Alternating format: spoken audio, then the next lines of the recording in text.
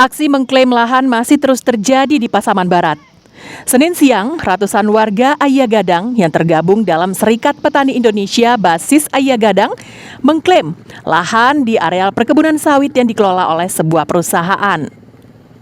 Aksi ini dilakukan setelah melakukan diskusi dan persiapan dari titik kumpul menuju lokasi lahan perkebunan di sekitar Blok K yang terletak di Nagari Ayagadang, Kecamatan Pasaman.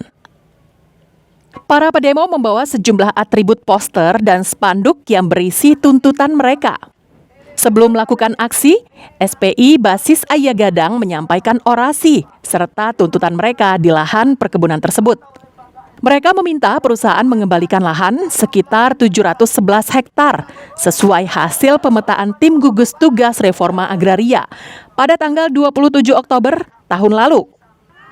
Berdasarkan hasil tinjauan tim gugus tugas tersebut, warga mendesak perusahaan perkebunan kelapa sawit segera membayarkan kompensasi kepada warga pemilik ulayat yang jumlahnya sebesar 20%.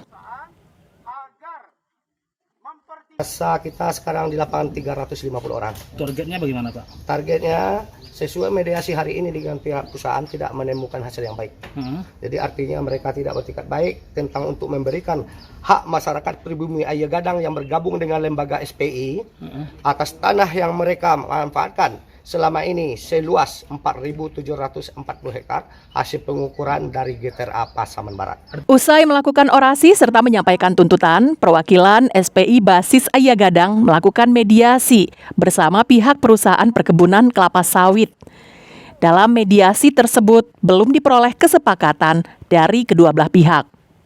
Sementara itu, menurut manajer hukum perusahaan perkebunan kelapa sawit, lahan yang menjadi tuntutan warga merupakan lahan hak guna usaha atau HGU mereka yang sah dan dibuktikan dengan aktivitas pengolahan kebun dan keberadaan barak. Nah, sekarang kita sudah secara positif, secara de facto menanami sawit yang sudah berumur 10 tahun lebih di sana, ya. Dan ada juga barak karyawan atau perumahan karyawan. Jadi tidak berdasar menunjuk bahwa itu adalah lahan yang menjadi objek Tora itu, ya, tanah objek reforma agraria. Tidak ada dasarnya. Dan penunjukan luas 711 hektar itu tidak ada dasarnya. Sepihak. Nah, itu sepihak. Perusahaan juga menilai penunjukan lahan 711 hektar tersebut merupakan penunjukan yang sepihak. Bahkan, perusahaan sudah menemui Kementerian Agraria untuk memohonkan pencabutan areal perkebunannya dari tanah objek reforma agraria. Syafatul Ulum melaporkan dari Pasaman Barat.